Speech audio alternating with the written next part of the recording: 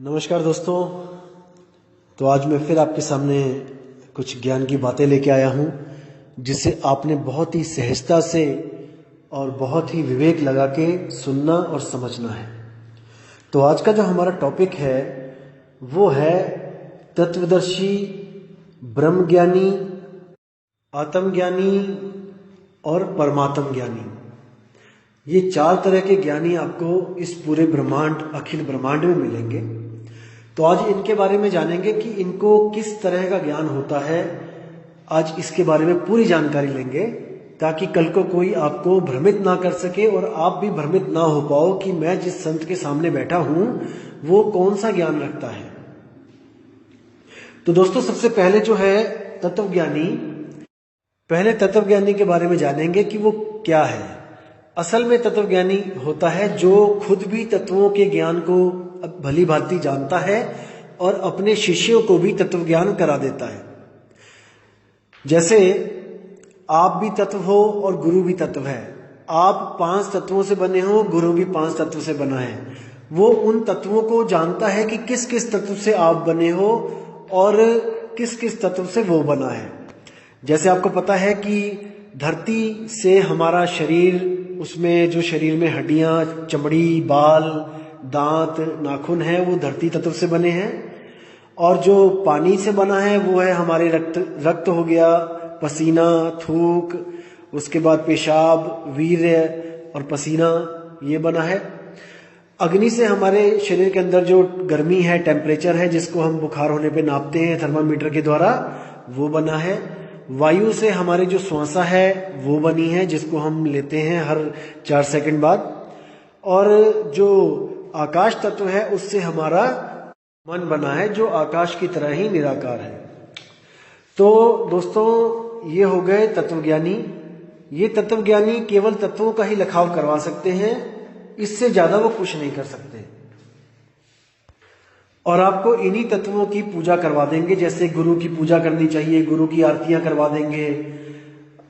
जैसे श्वासों का जाप करवा देंगे, श्वासा भी एक तत्व है, उस श्वास पे तत्व पे ध्यान लगवा देंगे। तो ये होते हैं तत्वज्ञानी। और ये जैसे श्वासों के अलावा और इनके पास कोई विधि भी नहीं होती। ज्यादातर 90% तत्वज्ञानी जो हैं वो श्वासों पे ही नाम जपवाते हैं। जैसे श्वासों से ओम सोहम जप लिया, जब श्वास छोड़े तो ओम, जब श्वास अंदर लिया तो सोहम।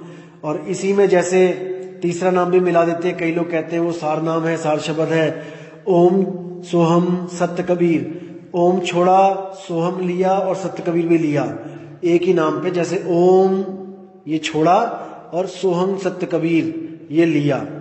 तो ऐसे ही ये नाम जो इनका है ये चलता है। और ये सोचते हैं कि इन नाम को जप के हम मुक्त हो जाएंगे, लेकिन ऐसा कभी नहीं होता है। क्योंकि असल में वो खुद भी तत्व के समझते हैं अपने आप को कि हम तत्व हैं, और अपने जो परमात्मा का है, परमात्मा को भी तत्व ही समझते हैं कि परमात्मा भी कोई शरीर है, उसके भी 2 हाथ, 2 आंख, 2 पैर हैं। ऐसा कोई परमात्मा हमें बचाने आएगा। ये तत्वदर्शी संतों के लक्षण होते हैं दोस्तों। इसके आगे जो होते हैं वो होते हैं ब्रह्मज्ञानी। अब ब्रह्मज्ञानी क्या होता है? जैसे कि नाम से ही पता लग रहा है कि ब्रह्म, ब्रह्म को ही कबीर साहब ने कहा है भरम, ब्रह्म भरम। आत्मा की भ्रमित अवस्था को ही ब्रह्म कहते हैं। इसी को शून्य कह देते हैं। शून्य के ज्ञानी होते हैं, वो शून्य समाधि लगवा देते हैं आपकी। तो ऐसे संत कौन होते हैं? ब्रह्मज्ञानी, जिनको तत्वों का भी सब पता होता है और वो तत्वों से अलग ब्रह्म को ही परमात्मा घोषित करते हैं। तत्वों में आप देखोगे कि अलग अलग शरीर एक दूसरे को अलग समझते हैं। जैसे आप अपने आप को अलग समझोगे, अपने गुरु भाई को अलग समझोगे, अपने गुरु को अलग समझोगे अपने आप से। ये तत्वों की जो है, ये गुण है तत्वों का कि तत्व को देख के अपने आप को अलग समझ रहा है। लेकिन ब्रह्म स्थिति क्या होती है? क्योंकि सारे तत्व ब्रह्म से ही पैदा हुए हैं। जैसे मैंने आपको बताया था कि एक मैदे से ही कई तरह के पकवान बना दिए जाते हैं। जो ग्राहक होते हैं वो पकवानों का नाम ले लेके कहते हैं कि ये दे दो, ये दे दो। जैसे समोसा दे दो, मटरी दे दो, मट्ठी दे दो। तो ये है मैदा ही, लेकिन वो अलग अलग नाम रख दिए जाते हैं क्योंकि वो अलग अलग रूप पकड़ लेता है। लेकिन अगर आप हलवाई से पूछोगे ये सब जितने भी पकवान है किससे बने हैं ये, वो एक ही नाम लेगा कि मैदे से। तो उसकी नजर में ये सब मैदा ही है। लेकिन जो ग्राहक है वो इसमें उलझ जाता है कि मैं समोसा खाऊं कि मैं मैदे से बना मट्ठी खाऊं या मठरी खाऊं। तो ये होता है ब्रह्म ज्ञान। ब्रह्म ज्ञान में जब बंदा स्थित हो जाता है तो उसको सारा कुछ स्वयं ही लगने लग जाता है, यानी कि वो इस दृष्टि तक पहुंच जाता है कि उसको लगता है कि मैं और ये सामने जो दुनिया है, जितने भी तत्व हैं, ये दोनों एक ही हैं। दोस्तों ध्यान से समझना इन बातों को। ब्रह्म ज्ञान वो अवस्था होती है जिस अवस्था में पहुंच के उस योगी को, उस तपस्वी को ये महसूस होने लगता है कि इस दुनिया में जो कुछ भी है, जो कुछ भी दिख रहा है, वो मैं ही हूं। यानी कि वो अपने आप को मैदा समझने लगता है और अपने जो दुनिया में जो कुछ भी उसको दिखाई दे रहा है उसको वो पकवान समझने लग जाता है। कहने का मतलब वो समझ जाता है कि ये जितनी भी दुनिया बनी है ये एक ब्रह्म से ही पैदा हुई है, इसलिए वो हर चीज में खुद को ही देखने लग जाता है, क्योंकि वो ब्रह्म ज्ञान की अवस्था में पहुंच चुका है। वो खुद को भी ब्रह्म समझने लग जाता है। जैसे आपने सुना होगा अहम ब्रह्मस्मि, ये हर साधु ने बोला है जो ब्रह्म ज्ञान को पहुंच गए हैं। जैसे कृष्ण जी जब ब्रह्म ज्ञान में स्थित हो गए थे तो उन्होंने जब उनको ज्ञान दिया तो उन्होंने क्या बोला अर्जुन को, देखिए आप अध्याय अगर 10वां पढ़ोगे और 20वें श्लोक से आप शुरुआत करो तो वहां क्या लिखा है कि हे अर्जुन, मैं समस्त जीवों के हृदय में स्थित परमात्मा हूं। मैं ही समस्त जीवों का आदि मध्य तथा अंत हूं। मैं आदित्यों में विष्णु, प्रकाशों में तेजस्वी सूर्य, मारुतों में मारीची, नक्षत्रों में चंद्रमा हूं। मैं समस्त रुद्रों में शिव हूं, यक्षों में राक्षसों में संपत्ति का देवता कुबेर हूं, वसुओं में अग्नि हूं, समस्त पर्वतों में मेरू हूं। यानी कि वो ये कहना चाह रहे हैं कि इस दुनिया में ऐसी कोई चीज नहीं जो मैं नहीं हूं। महर्षियों में भृंग हूं, वाणी में दिव्य ओंकार हूं, समस्त यज्ञों में पवित्र नाम का कीर्तन हूं, जाप हूं। मतलब ऐसी कोई चीज नहीं जो मैं नहीं हूं। यानी कि मैं ही जल हूं, मैं ही थल हूं, मैं ही अग्नि हूं, मैं ही आकाश हूं, मैं ही पाताल हूं, सब कुछ मैं ही हूं, क्योंकि ये सब ब्रह्म के द्वारा ही पैदा हुआ है और मैं स्वयं ब्रह्म हूं। अब इसको समझना है आपने, ये है ब्रह्म ज्ञान। अब इसके बाद जो आत्म ज्ञान होता है, आत्म ज्ञान देखो दो तरह के होते हैं, आपको मैं बता दूं। एक आत्म ज्ञान होता है नकली और एक आत्म ज्ञान होता है असली। जो आत्म ज्ञान मनुष्य के द्वारा मनुष्य को बताया जाता है, यानी एक उस इंसान के द्वारा बताया जाता है सबको जो स्वयं गर्भ में आया है, गर्भ में उल्टा 9 महीना लटका है और जो स्वयंभू आत्मज्ञानी बन जाता है। एक आत्मज्ञान वो होता है जो अनऑथराइज्ड होता है, नकली होता है। और एक आत्मज्ञान वो होता है जो स्वयं परमात्मा के द्वारा आकर गुरु के रूप में किसी भी दिव्य आत्मा को बताया जाता है, जो विवेकी आत्मा होती है, पवित्र आत्मा होती है, जो इसके संस्कार बहुत ज्यादा अच्छे होते हैं। और उसको बताने के बाद वो परमात्मा अपने रूप में स्थित हो जाता है और उस आत्मा को भी, उस जीव को भी आत्म स्वरूप में स्थित करने के लिए वो ज्ञान समझाता है। वो अपनी पूजा नहीं करवाता, अपना नाम नहीं जपवाता, वो उसको उसका ही आत्म ज्ञान दे देता है। तो पहले बात करेंगे कि नकली आत्मज्ञानी वो क्या होता है। नकली आत्मज्ञानी वो होता है जिसको ये पता लग जाता है किताबें पढ़ के कि आत्मा जैसी कोई चीज है। समझना है दोस्तों इसको। उसको ये समझ में आ जाता है कि आत्मा जैसी कोई एक ऐसी चीज है जिसके कारण समस्त ब्रह्मांड चल रहा है। जिसको पता लग जाता है कि वो आत्मा अजन्मा है, उसको कोई पैदा नहीं कर सकता। लेकिन इतना कुछ पता होने के कारण भी, इतना कुछ पता होने के बावजूद भी उसको सही रास्ता नहीं मिल पाता, वो सही रास्ता प्राप्त नहीं कर पाता। क्यों? क्योंकि उसका कोई गुरु नहीं होता उस आत्मज्ञान को देने वाला।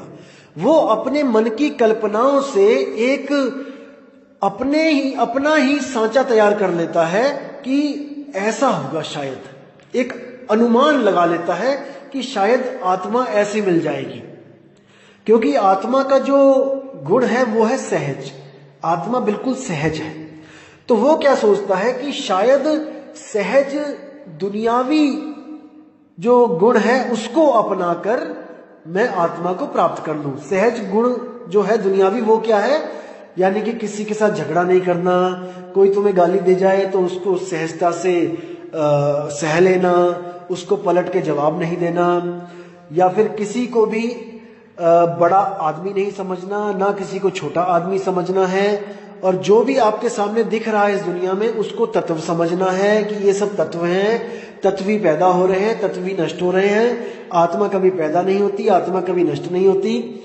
और जो है मेन उनकी जो साधना होती है, जो बिना सिर पैर की साधना बोलूंगा उसको मैं, वो लोग क्या करेंगे, वो लोग आपको कहेंगे कि निशब्द की साधना करो, निशब्द पे ध्यान लगाओ, निर आवाज पे ध्यान लगाओ, और निर्नाद पे ध्यान लगाओ, और ध्यान भी क्या, अध्यान में जाओ, अध्यान करो, यानी किसी का भी ध्यान मत करो, बस सहज रहना सीख लो, केवल सहज रहना सीख लो, आपको आत्मा की कृपा हो जाएगी और आपको मुक्ति मिल जाएगी।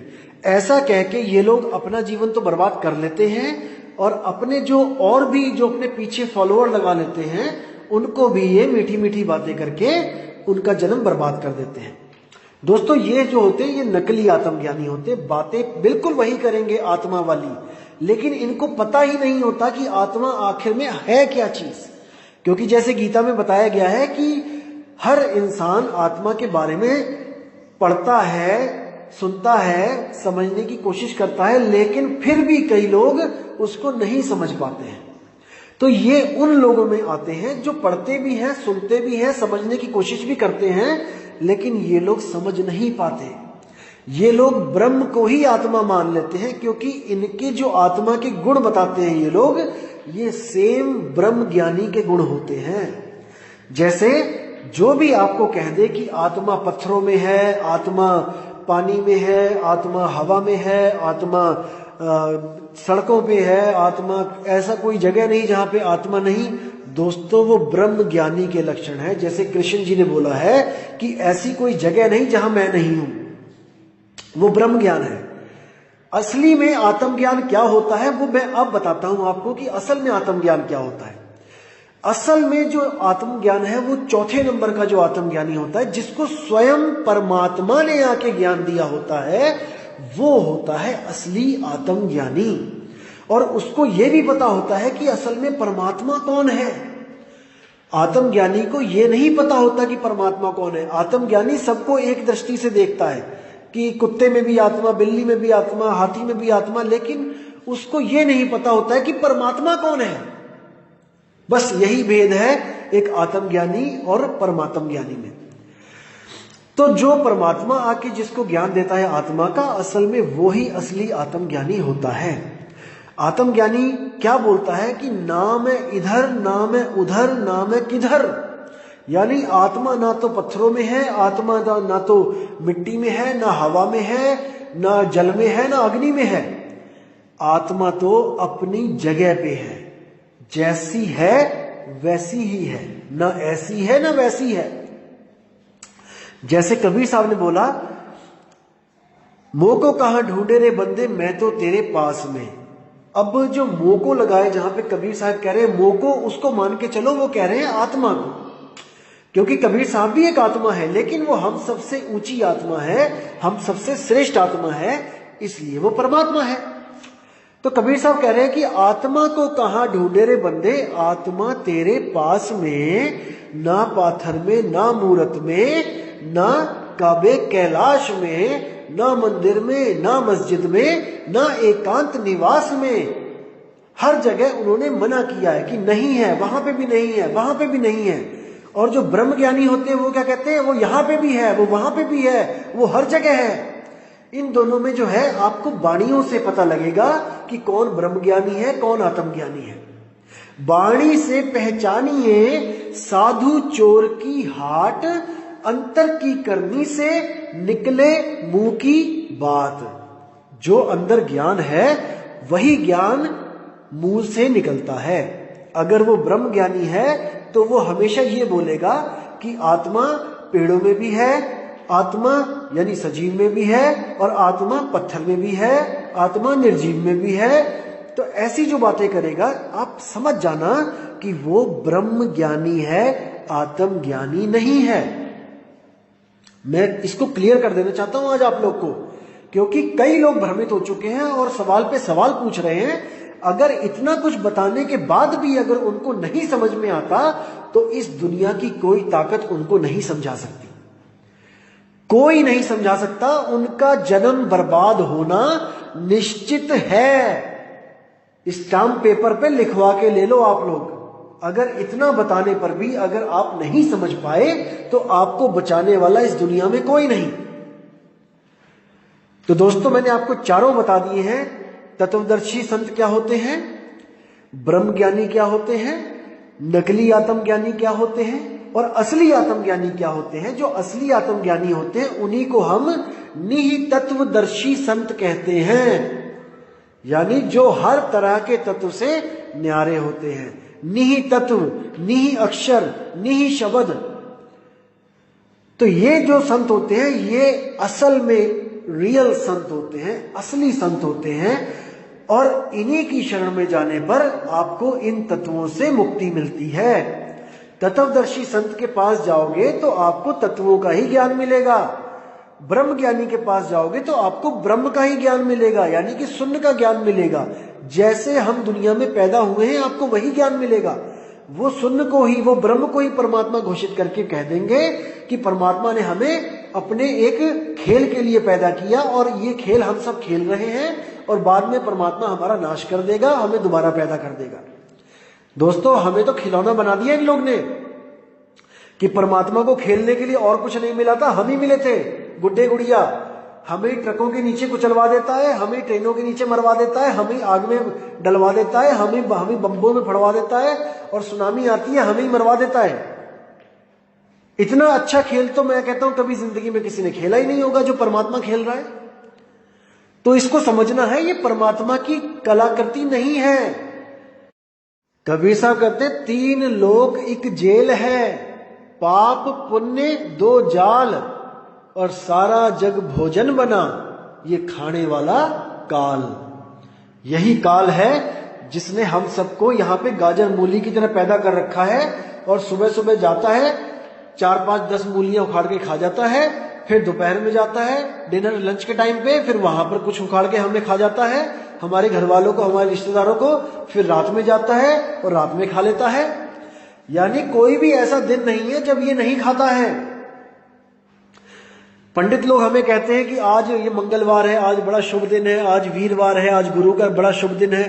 अरे दोस्तों हर वार में वार लगा है, हर दिन में अंत में वार लगा है।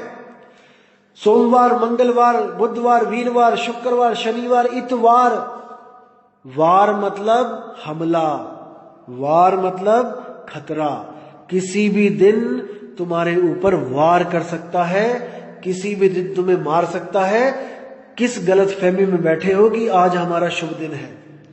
दोस्तों अगर मंगलवार शुभ दिन होता है तो मंगलवार को आप कब्रिस्तान में जाके देखो, आप किसी शमशान घाट पे जाके देखो, क्या वहां पे लोग मर नहीं रहे हैं। फिर कहते हैं करवा चौथ रखने पे हमें लंबी उम्र मिल जाती है। दोस्तों करवा चौथ को जाके देखो, इंतजार कर रही होती है अपने पति का भूखी प्यासी और शाम को पता लगता है कि वो आते आते एक्सीडेंट हो गया, मर गया। ये सब भरमजाल इसी निरंजन ने फैला रखा है। और ये जो निरंजन के दूत बैठे हैं यहाँ पे, काल के दूत, ये सब जीव को उलझाने के लिए यहां पर अपनी अपनी दुकानें चलाते हैं। दोस्तों इनसे बचना है, इनको परख करके इनके ज्ञान को काट देना है। क्योंकि कबीर साहब का एक ऐसा ज्ञान है जो हर तरह के ज्ञान को काट सकता है। और ज्ञान सब ज्ञानड़ी, कबीर ज्ञान सो ज्ञान, और जैसे गोला तोप का करता चले मैदान, खाली कर देता है मैदान को। एक बम गिरता है और सारी भीड़ खत्म। ये कोई चिटपुट बंदूकें नहीं है कबीर साहब का ज्ञान कि एक गोली मारी फिर दूसरी लोड करनी पड़ती है। ये परमाणु बम है, एक बार जहां गिर जाए तो सब के सब ध्वस्त हो जाते हैं। जितने भी ज्ञान है इस दुनिया में वो सब खत्म हो जाते हैं। सतगुरु कबीर साहब का ऐसा ज्ञान है। लेकिन कुछ अनपढ़ लोग अनपढ़ ही बोलूंगा, जो पढ़े लिखे जो नहीं समझ पाते वो अनपढ़ के समान ही है। वो अनपढ़ लोग कबीर साहब की वाणियों को नहीं समझ पाते हैं और भ्रमित कर देते हैं लोगों की, देखो कबीर साहब क्या कह रहे हैं। दोस्तों, विवेकी की वाणी विवेकी ही खोल सकता है, मूर्ख नहीं खोल सकते उसकी वाणियों को। नहीं तो गली गली में एक गुरु बन के बैठा हो आज। कबीर साहब की ऐसी वाणियां हैं। तो दोस्तों, समझना है इन बातों को और पूरे विवेक से विचार के द्वारा असत्य को त्यागना है, सत्य को ग्रहण कर देना है। तो मैंने आज ये जो आपको ज्ञान बताया है ये परम ज्ञान है। अगर आपने इसको समझ के भी कुछ नहीं समझा तो दोस्तों आपका मनुष्य चोले में आना व्यर्थ है। आप इससे अच्छा किसी गाय, किसी ऊंट, किसी और कोई पशु बन के आ जाते तो समाज को कुछ फायदा देते आप। अगर आप इन बातों को समझ के किसी और को नहीं समझा सकते तो आपसे अच्छे पशु हैं जो कम से कम लोगों को कुछ दे तो रहे हैं। तो दोस्तों, आपको बुद्धि मिली है, विवेक मिला है, उसको लगाओ, उसको काम पे लगाओ। आप मूर्ख नहीं हो जो कोई भी आके आपको मूर्ख बना दे। आप भी परमात्मा के हंस हो, आप में भी गुण है कि आप सत्य और असत्य को अलग कर सकते हो, अलग कर सकते हो। दोस्तों, मुझे पूरा विश्वास है कि आप बहुत कुछ कर सकते हो, लेकिन आप थोड़ा सा विवेक जागृत करो, हर चीज आपके समझ में आएगी। तो दोस्तों, आपको मैं एक चीज और कहना चाहूंगा। कुछ लोग कैसे होते हैं इस दुनिया में, मुझे बड़ी हैरानी होती है उन लोगों पे। वो ऐसे होते हैं जैसे किसी ने सोए हुए शेर को पत्थर मारा, बहुत जोर से पत्थर मारा और लगातार मारता चला गया, और जब शेर उठ के उसके पास आया केवल ये पूछने के लिए कि तुमने पत्थर क्यों मारा, तो वो शेर को क्या कहता है, हाँ हाँ तू जीता मैं हारा, मैं तो शांति प्रिय हूं, मैं किसी से झगड़ा नहीं करता हूं, मैं तो आत्मज्ञानी हूं। अरे भाई, अगर आप आत्मज्ञानी हो तो आप क्यों किसी को पत्थर मारते हो? आप क्यों संतों को अज्ञानी बोलते हो? आप क्यों संतों को कहते हो कि ये हमें फंसाने के लिए आए हैं? या फिर क्यों संतों की वाणियों को आप कहते हो कि ये गलत है? आप अपनी वाणी लिख दो ना। अगर आपको लगता है कि संतों ने वाणियां हमें फंसाने के लिए लिखी हैं, तो उन वाणियों का आप अनुवाद क्यों करते हो अपने सत्संगों में? आप उनकी वाणी को छोड़ दो, त्याग दो। आप अपनी वाणी लेके आओ, हम देखेंगे, सुनेंगे कि आपको क्या ज्ञान हुआ है। अरे, जिन संतों की वाणियां लेके तुम अपने सत्संग कर रहे हो, उन्हीं संतों को आप अधूरा फंसाने वाला कहते हो, तो शर्म आनी चाहिए आप लोगों को। पता नहीं कैसे लोग हैं जो आप लोग को सुनते हैं। लेकिन मैं फिर कहना चाहूंगा कि आप केवल अपनी वाणियां रखो, आप अपना ज्ञान रखो। आप फैसला मत सुनाओ कि कबीर साहब अज्ञानी है, कि नानक साहब अज्ञानी है, कि रविदास जी को ज्ञान नहीं था, कि मलोकदास जी को ज्ञान नहीं था, कि राजा पीपा को ज्ञान नहीं था। आप उनकी फिक्र मत करो। तो दोस्तों, मैं आपसे फिर बोलना चाहूंगा कि जो मेरी ऑडियोज होती हैं, आप इनको लगातार सुनो, दिन में 3-3, 4-4 बार सुनो, ताकि आपको ये ज्ञान अच्छी तरह समझ आए। क्योंकि हमें जो पुराना ज्ञान का रंग ऐसा चढ़ा हुआ है, क्योंकि दोस्तों कई बार क्या होता है कि झूठ बार बार सुनने पर हमें सच लगने लग जाता है। इसी तरह हमने जो पुराने जमानों में जो झूठ सुन रखा है, बार बार सुन रखा है, वो सत्य के रूप में हमारे ऊपर चिपक गया है आके। हमें लगता है कि वही सत्य है। अब उसको हटाने के लिए आपको ये निर्मल ज्ञान समझना पड़ेगा, और एक बार में ये समझ नहीं आता, लेकिन अगर इसको समझने की कोशिश करोगे तो इससे आसान भी कुछ नहीं है। एक एक चीज आपको इतने क्लियर करके मैं बता रहा हूं कि दोस्तों आपको ऐसा कोई बताने वाला नहीं मिलेगा। सब आपको अपने आप को सही सिद्ध करने वाले मिलेंगे, लेकिन एक एक चीज को क्लियर करने वाला आपको कोई नहीं मिलेगा। क्योंकि अगर हर बंदा ये क्लियर करेगा तो वो खुद भी उलझ जाएगा इसी में, क्योंकि उसका भी ज्ञान की पोल खुल जाएगी साथ ही में। इसीलिए कोई भी गुरु एक दूसरे की निंदा जल्दी नहीं करते हैं। जिसको थोड़ा बहुत पता लग गया होता है वही दूसरे की निंदा करना शुरू करता है, यानी कि सत्य बताना शुरू कर देता है। जिसको कुछ भी नहीं पता होता वो तो कभी किसी की बात ही नहीं करता। कई लोग कहते हैं नहीं नहीं, हमारे गुरु तो कभी किसी की निंदा नहीं करते, हमारे गुरु तो अपने से ही लेना देना है, अपना ही मगन रहते हैं, कभी किसी के बारे में गलत नहीं बोलते। दोस्तों, उन लोगों को पता ही नहीं है किसी के बारे में, बोलेंगे क्या? जैसे किसी ने खोटा सिक्का पकड़ा दिया आपको, अब आपको ज्ञान नहीं है तो आप चुपचाप उसको जेब में रख लोगे, आप क्यों लड़ोगे? लेकिन अगर आपको पता है कि खोटा सिक्का क्या होता है और आपको किसी ने खोटा सिक्का दे दिया, सामान आपसे ले लिया, आप दोस्तों लड़ोगे, आप बहस करोगे कि भाई नोट चेंज कर, सिक्का चेंज कर। तो जिन गुरुओं को यही नहीं पता है कि वो खोटा सिक्का लेके बैठे अपने अपने गुरुओं से, वो कभी भी बहस नहीं करते। वो कहते हैं जो गुरु ने दे दिया ठीक है। अरे ऐसे थोड़ी नहीं ठीक है भाई, ऐसे कैसे ठीक है। सतगुरु सोई सतनाम बतावे, बाकी गुरु कोई काम ना आवे। कबीर साहब कहते हैं दुनिया में अनंतों गुरु है, लेकिन सच्चा गुरु वो है जो सतनाम बताता है। अब कई लोग क्या कहते हैं कि सतनाम क्या है, ओम सोहम ही सतनाम है। अरे भाई तो फिर वो सतगुरु कहां से हुआ अगर ओम सोहम वाला सतनाम है तो? ओम सोहम तो नाथ पंथों में भी दिया जाता है। ओम सोहम, श्वास को छोड़ते हुए ओम, श्वास को लेते हुए सोहम, तो यानी वो भी सतगुरु हो गए, फिर तो सतनाम बता रहे हैं। ये सब भ्रम जाल है दोस्तों, इसको तोड़ना है हमने। वाणी बिल्कुल स्पष्ट है, सोई गुरु पूरा कहावे, दो अक्षर का भेद बतावे। ये मदन साहिब की वाणी है। और कुछ आत्मज्ञानी जो अपने आप को स्वयंभू संत समझने लग गए हैं, वो भी झूठ बोलकर कबीर साहब की वाणी बोल के सुनाते हैं लोगों को। आत्मज्ञानी कभी झूठ नहीं बोलता है, लेकिन यहाँ पे ऐसे आत्मज्ञानी है जिनको ये पता भी है कि ये मदन साहिब की वाणी है, लेकिन फिर भी लोग मदन साहिब का नाम नहीं लेते हैं। ये लोग ये कबीर साहब का नाम लेके या नानक साहब का नाम लेके ये वाणी पेश करते हैं। ऐसे झूठे लोगों से बचना है दोस्तों।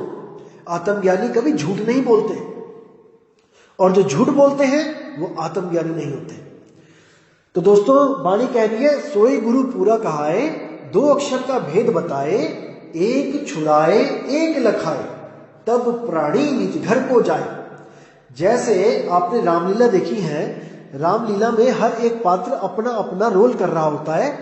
बाहर से दाढ़ी भी लगा रखी होती है, मूछें भी लगा रखी होती है, नकली बाल भी लगा रखे होते हैं, लेकिन दोस्तों उस रोल को करने वाला जो अंदर छुपा बैठा है एक इंसान, वो वैसा नहीं होता जैसा बाहर से वो वेशभूषा धारण करके बैठा होता है। जैसे मान के चलो कि कोई नारद मुनि का रोल कर रहा है, तो नारद मुनि जैसा बाहर से दिखाई दे रहा है, उसके अंदर एक और लड़का छुपा है जो बिल्कुल वैसा नहीं है। समझो बात को। जैसे कोई रावण बना हुआ है, तो रावण बाहर से जैसे बड़ी बड़ी मूछें दिख रही है और बड़े बड़े बाल दिख रहे हैं, वो असल में वो वेशभूषा है, वो कपड़े हैं, लेकिन उसके अंदर आपका मेरा कोई ना कोई भाई बना होगा रावण। तो वहां पे दो स्वरूप हो गए हैं, एक बाहर का जो दिख रहा है और एक अंदर जो उसका असली स्वरूप है। एक छुड़ाए एक लखाए, उसको जाकर ज्ञान कराए कि जो तेरा ये स्वरूप दिख रहा है तुझे शीशे में, ये तुम नहीं हो, तुम इससे सर्वथा भिन्न हो, तुम्हारा स्वरूप ही अलग है। तो जिन लोगों को ये ज्ञान हो जाता है, वो रामलीला खत्म होने पर अपने उस स्वरूप को यहाँ पे त्याग देते हैं और अपने निज स्वरूप में चले जाते हैं। लेकिन जो लोग नहीं समझ पाते इस बात को, वो एक पात्र खत्म होने के बाद वो दोबारा नया पात्र धारण करके आ जाते हैं। एक बार मरते हैं, दोबारा पैदा होके आ जाते हैं उसी रामलीला में, और उनकी ये रामलीला कभी खत्म नहीं होती। जैसे हमारा ये जन्म मरण कभी खत्म नहीं हो रहा, हम भी इसी रामलीला के पात्र बने हुए हैं। हम भी सुबह शाम रामलीला कर रहे हैं, मरते हैं आ जाते हैं, दोबारा मरते हैं आ जाते हैं। इस रामलीला से वही बचेगा जो अपने स्वरूप को जान जाएगा और जो इसका पात्र दोबारा बनने को तैयार नहीं होगा। जैसे कई लोग देखे होंगे आपने, संत लोग जो कितना भी दुख आ जाए वो हमेशा मुस्कुराते रहते हैं। वो कौन होते हैं आपको बताता हूं। वो लोग वो होते हैं जो रामलीला में आपने कई बच्चे ऐसे देखे होंगे जो जैसे रावण मर गया या फिर कोई और मर गया, तो वो रोने के लिए एक भीड़ आती है बच्चों की। उसमें से कुछ बच्चे तो बिल्कुल असली एक्टिंग करते हैं रोने की, और उसमें कुछ बच्चे हंस भी रहे होते हैं, हंसते हंसते भी रो रो के दिखाते हैं कि हम रो रहे हैं। असल में वो बच्चे कौन होते हैं? वो बच्चे वो होते हैं जो असली में रम नहीं पाते हैं उस रोल में। क्योंकि कोई भी पात्र को निभाने के लिए उसके पात्र के अंदर तक जाना पड़ता है, उसमें रमना पड़ता है, उसको फील करना पड़ता है पात्र को। तो वो बच्चे जो होते हैं जो अपने आप को पात्र नहीं समझते हैं, वो समझते हैं कि मैं रामू हूं, मैं श्यामू हूं, मैं धीरज हूं, मैं नीरज हूं। वो अपने आप को वो पात्र समझ ही नहीं सकते, क्योंकि वो अपने ज्ञान में होते हैं कि मैं वो हूं और मुझे सामने जो देख रहे हैं वो जानते हैं कि मैं हूं। तो वो हंसने भी लग जाते हैं, कई बार बीच में रोने वाला भी सीन आता है। इसी तरह वो जो संत होते हैं जो हर गम में हंसते हैं, उनको पता होता है कि ये रामलीला चल रही है, यहां पर जो भी कोई मर रहा है, कोई पैदा हो रहा है, ये एक नाटक चल रहा है। और वो जो शोक वाला जो सीन होता है उसमें भी वो रोते नहीं है, हंसते हैं, क्योंकि उनको पता है कि ये नाटक चल रहा है। देखो कितनी प्यारी बात है दोस्तों, उन लोगों को इतना ज्ञान होता है संतों को कि ये सब ड्रामा चल रहा है, यहां पर कोई मरता नहीं, कोई जीता नहीं, ये सब अलग अलग जन्म में उसी रोल को निभाने के लिए वापस आ रहे हैं। क्योंकि आत्मा तो मरती नहीं है। जैसे कृष्ण जी ने बोला अर्जुन को कि तू क्यों शोक करता है, अरे कोई नहीं मरता, ये कोई भी नहीं मरता, ये तो कपड़ों की तरह देह को त्याग के दूसरा कपड़ा धारण कर लेते हैं, यही जन्म मरण है। देही मरती है लेकिन जीवात्मा कभी नहीं मरती। तो इसी तरह जो ज्ञानी संत होते हैं वो कभी भी दुख में और सुख में अलग अलग भावों में नहीं रहते, वो दुख में भी एक से होते हैं, वो सुख में भी एक से होते हैं, वो ज्यादा खुश भी नहीं होते हैं, क्योंकि उनको पता होता है ये भी एक ड्रामा चल रहा है, खुशी भी एक ड्रामा है और दुख भी एक ड्रामा है, उन दोनों में समभाव में स्थित होते हैं। तो दोस्तों समय ज्यादा हो रहा है और अब मैं आपसे विदा चाहूंगा। अगली बार मैं जो ज्ञान लेके आऊंगा वो अनमोल ज्ञान होगा और आपको बिल्कुल एक एक चीज समझ में आएगी कि असल में ये भरमजाल कहाँ पे है जो हम बार बार पैदा और बार बार मर रहे हैं। तो उम्मीद करूंगा दोस्तों कि आपको ऑडियो समझ में आ रही है। अगर कुछ नहीं समझ में आता है तो आप मुझे प्रश्न पूछ सकते हैं। और आपसे मैं निवेदन करता हूं दोस्तों कि मुझसे ये मत पूछा करो कि अनुभव कैसा होता है। देखो गूंगे का गुण वाला हाल है, मैं कैसे बताऊं आपको, मैं क्या बोलूं, मैं ज्यादा से ज्यादा ये लिख दूंगा कि भाई उसमें आनंद आता है, आप उससे संतुष्ट हो सकते हो। तो मैं अभी बोल रहा हूं कि हाँ वो परमानंद है, वो परम आनंद है। अब कोई अगर कहे कि नहीं ये परमानंद शरीर से लेना देना है तो इसका शरीर से कोई लेना देना नहीं दोस्तों, ये डोपामाइन वाला परमानंद नहीं है। तो ये है आत्मिक आनंद, ये शरीरों के द्वारा इसको समझ ही नहीं सकता कोई। ये शरीर से, ये मन से, ये ब्रह्म से सबसे परे की अवस्था है और इसमें ऐसा आनंद है कि आप अपने स्वरूप को जान जाते हो।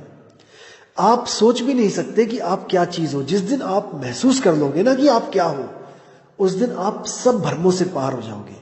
मैं बस इतना ही कहना चाहता हूं कि आप उस अवस्था को जानो, पहचानो, उसको प्राप्त करो। तो दोस्तों अब मैं विदा चाहूंगा। जय गुरु बंदी छोड़ कबीर साहिब, जय जय गुरु बंदी छोड़ मदन साहिब, जय गुरु बंदी छोड़ वैराग साहिब जी की सदा ही जय हो। साहिब बंदगी सतनाम।